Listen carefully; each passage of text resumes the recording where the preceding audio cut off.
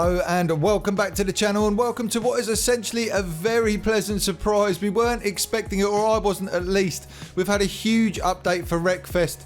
Now we understand that obviously the tournaments continue going on and there is content coming out for that quite regularly now.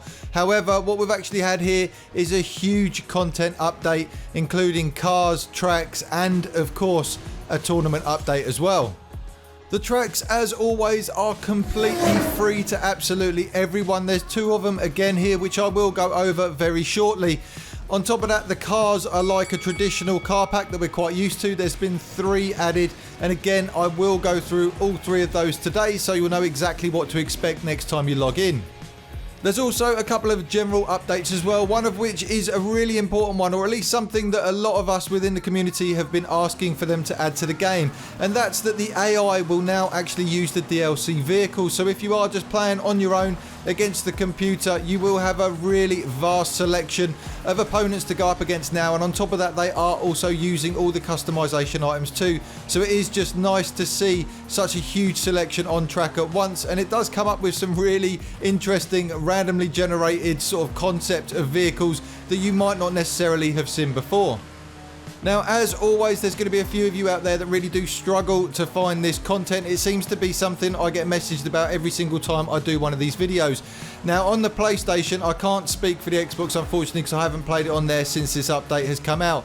But on the PlayStation, you can't just access this content directly from the in-game store. You do need to quit out and go to the PlayStation store itself and search for the word banger. It will then bring this additional DLC up. If you just select it, purchase it, or if you've got the season pass, it is part of that already. So just select it, download it, and then when you go back into the game, it will all be available for you to play with.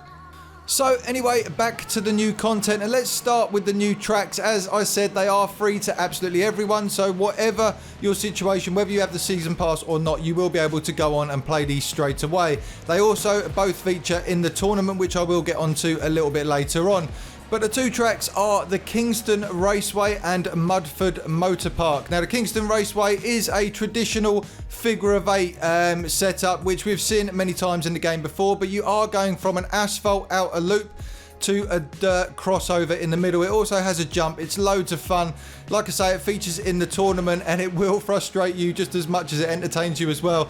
It's a great addition to the game, and on top of the figure of 8 layout that they give us, you also get an oval setup as well, which is just based on the asphalt section around the outside, and they also give you a reverse configuration as well. With the Mudford Motor Park, this one is another oval track, but it is very different from the previous one. It's actually in mud all the way around. You've got raised banks around the edges, and the surface is really uneven. It is actually possible just to flip your car on the track alone without any help from any of the opponents, so you do need to be really careful around this one. And the other layout they've given us is the Mud Pit, which is a demolition derby style bowl, but it has got almost a volcano in the center of it, which means that you get plenty of airtime and it causes loads of mid-air collisions. It's great fun to use, and again, this is a great addition to the game. It gives you enough variety from the stuff we've already seen to make it really interesting. That being said though, I have got my fingers crossed for maybe something a little bit crazier when it comes to track design next time round. Something like the Death Loop again would be great to see, or even something similar to some of the mods that are going on over on the PC here on the consoles would be great to see. But let me know down below your thoughts on that and the kind of things that you would like to see coming into the game. Moving on to the cars that we've had added here, and we have got the traditional style of 3 cars that have been added via the DLC, and there is also a new car available in the tournament mode as well from the store there, which I'll get onto after I've discussed these 3 first. As always, the 3 cars are nicely varied. We have one in Group A, one in Group B, and one in Group C, so they should be suitable for any kind of scenario you find yourself in. First up, we've got the stock car. Now, this thing is definitely a race car more than anything else. You don't really want to be throwing this into the demolition derby, but as always, these cars are upgradable, so you can kind of put them into any category you want to. But the standard stats that you will find on this stock car when you go and pick it up is the acceleration is 7.5, so not bad at all. The top speed is 6.2, cornering of 6.6. The strength is just 3.4, so that's definitely the weakness with that one. However, taking this thing out on the track is a load of fun. Definitely when you put it up against a bunch of other stock cars as well, it just works really, really well. Next up, we've got the sweeper, and this thing I would consider to be really well rounded, and it feels it when you're driving it. However, the stats don't quite add up to that. The acceleration is 6.4, top speed of 6.4 as well, so they are pretty good. It's saying that the cornering is only 1.4. Now, I've been playing with this and I absolutely love it. I've had no issues with it around any of the tight technical kind of stuff. I find it drifts really nicely. It's just a load of fun, so don't be put off by that number. On top of that, you've got a strength of 4.9, so like I say, it is very well rounded, and I really like using it. And now on to the last car of this pack, and this has to be one of the most requested vehicles that I've seen down in the comment section of my previous videos. You guys have been asking over and over again for this one.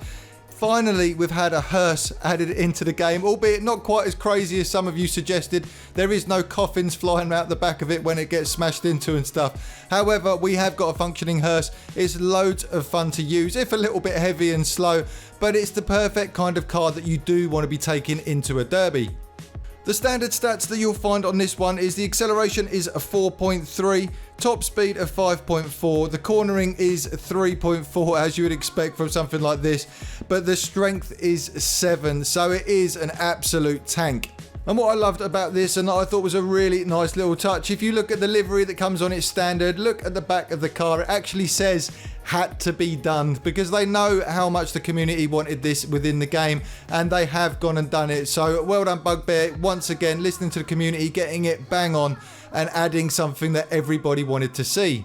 So just like I asked you with the tracks, make sure you use the comment section below to put what you would like to see added into this game car-wise. It does seem Bugbear really do pay attention to everything that goes on YouTube and what people are talking about as well. Now, they seem to have done pretty much everything we've requested, with the exception of a few really crazy things that have come up in the past.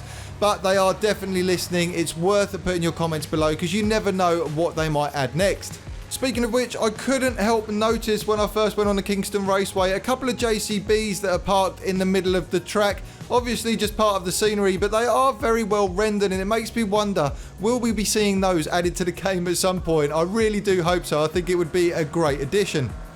But anyway, let's move on to the tournament content that we've seen. So Season 1 has ended. We are now into Season 2.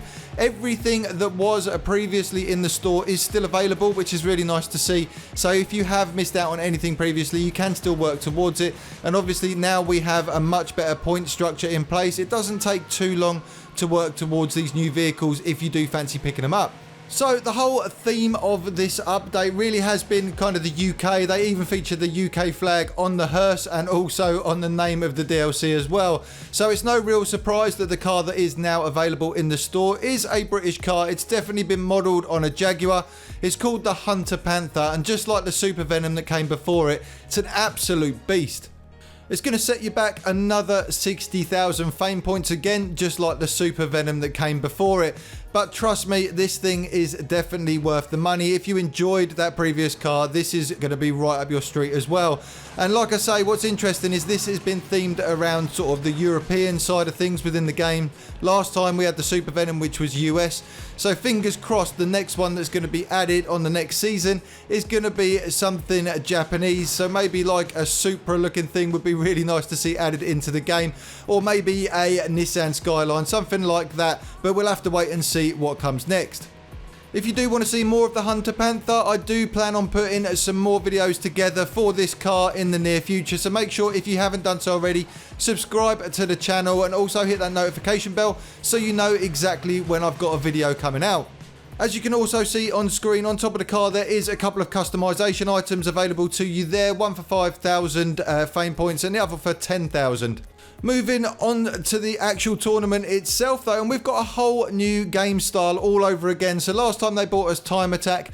This time round it's Banger Racing, and it's quite an interesting concept, this one. So you are aiming to be at the front of the pack as always. However, you're actually only scoring points by bashing into the other cars, just like a demolition derby. So it becomes quite the balancing act, and the question you might be asking is, why do I need to be at the front if the only way I'm scoring is by hitting other cars? And the reality is, to get your multiplier up, you need to be further up the pack. So when you're in first position, you're scoring loads of points for every single car you hit. when you're towards the back of the pack, you're earning absolutely nothing. So like I say, it really is important to get all the way up to the front, and you want to be hitting as many cars whilst out in first position as you possibly can to raise those points up. It really is very interesting, a bit like the time attack and the fact that they had the exploding barrels and things. They seems that Bugbear just come up with really interesting ways to sort of make this game even more interesting moving forwards, and I really do appreciate every bit of effort they're putting in, because all of these ideas just work so well. When you try out the new Banger Racing style race that's actually within the tournament, you will get to use that new car as well, so it gives you a good idea of whether you actually want to go and purchase it yourself, which again, just like last season, works really well, and it gives everyone a fair chance to give it a go. On top of that, there is the normal daily challenges that we've come to expect now. You've got the weekly challenge, and then, yeah, that Banger Racing one, which is the season challenge. All in all, this is a huge update, and like I said at the beginning of the video, something that I don't think many of us were expecting. Moving forward, all I was expecting to see was the tournament updates, and the only way we were going to get new content was to be purchasing it from the store within that space. However, they have just dropped this as usual with no real warning, and I couldn't be happier. It really does give me hope for the future that hopefully we're going to continue to see these car packs coming out, and the tracks as well. I really hope you found today's content helpful. If, like me, you had no idea this had come out, as always, then at least it gives you a heads up. But equally, if you were aware of it and you just wanted a bigger rundown, I really hope that I've managed to go through everything for you guys and just sort of lay it out so you know what to expect. Thanks ever so much for coming by the channel. As I said a little bit earlier, make sure you keep your eyes peeled on the channel. I will have more Wreckfest content coming out as and when it is available to me. Happy Banger Racing, and I'll see you on the next one.